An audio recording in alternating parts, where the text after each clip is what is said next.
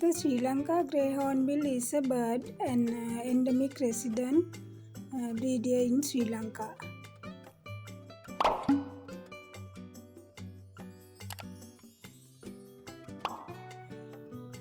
This bird is found in the Old World. It is a gregarious bird found in forest habitats. From what I have heard, this bird can't drink water. When it rains, the bird opens its mouth and drinks water.